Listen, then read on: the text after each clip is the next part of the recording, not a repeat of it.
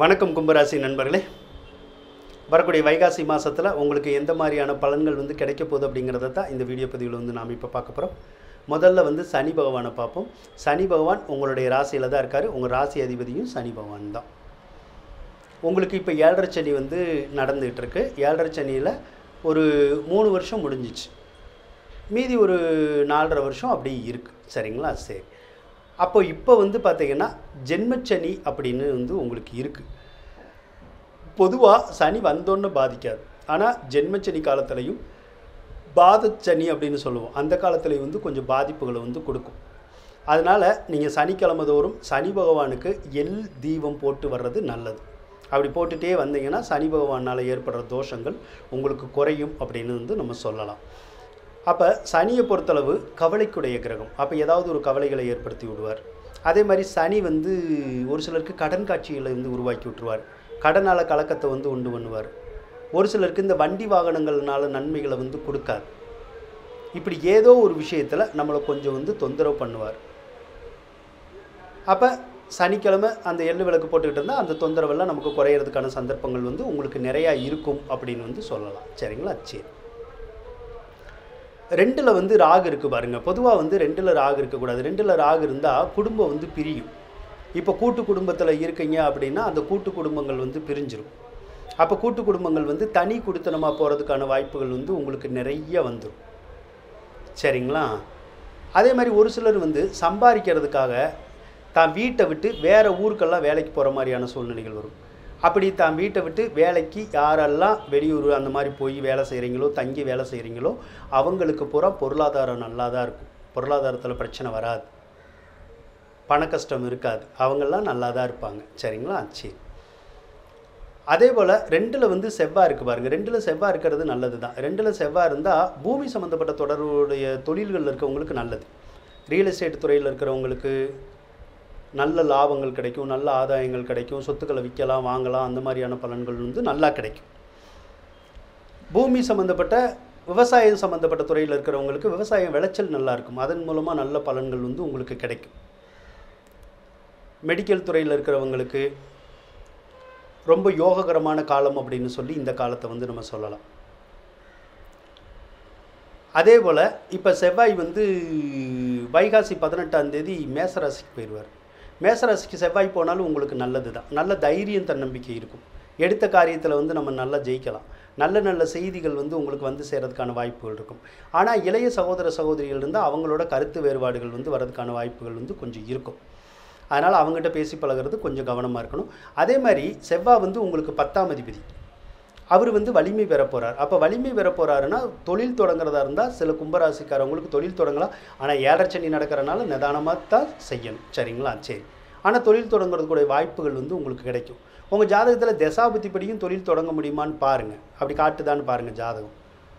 ஒரு சில ஜாதகங்கள் தொழில் தொடங்கலாம் அப்படின்னு சொல்லி தசாபதி காட்டும். அப்படி காட்டுச்சுன்னா நீங்கள் தாராளமாக தொழில் தொடங்குங்க, உங்களுக்கு ஒன்றும் பிரச்சனை வராது. சரிங்களா? அதே மாதிரி 10ஆம் அதிபதி வலிமை வரும்போது உங்களுடைய உறவினர்கள் யாருக்காவது உடம்பு சரியில்லாமல் போகும், பாதிப்புகள் வரும்.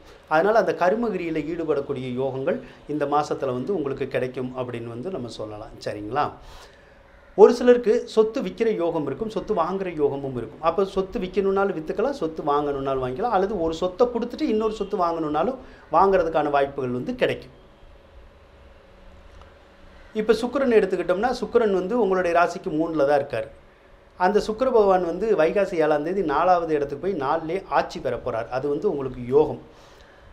என்னதான் 7.5 சனி ஓடினாலும் சிலருக்கு வீடு கட்டுற யோகம் கிடைக்கும், சிலருக்கு வாகனம் வாங்குகிற யோகங்கள் கிடைக்கும், சிலருக்கு வீட்டுக்கு தேவையான எலக்ட்ரானிக் பொருட்கள், ஆடம்பர பொருட்கள்லாம் வாங்கி சேர்க்கறதுக்கான வாய்ப்புகள் கிடைக்கும்.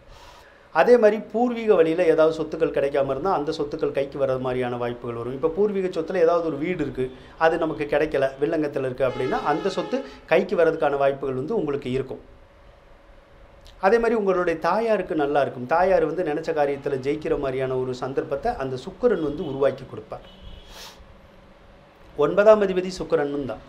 9ஆம் அதிபதி உங்களுக்கு சுக்கிரன் தான். 9ஆம் அதிபதி சுக்கிரன் நல்லா இருந்தாலும் உங்களுக்கு நல்லது தான் நடக்கும். தந்தைக்கு நல்லது நடக்கிறதுக்கான சாத்தியக்கூறுகள் நிறையா இருக்கும். அடுத்து புதன் பகவானை எடுத்துக்கிட்டோம்னா புதன் வைகாசி 11ஆம் தேதி ரிஷபராசிக்கு பயிற்சியாகிறார். புதன் 4வது இடத்துல இருந்தாலும் நன்மைகளை தான் கொடுக்கும்.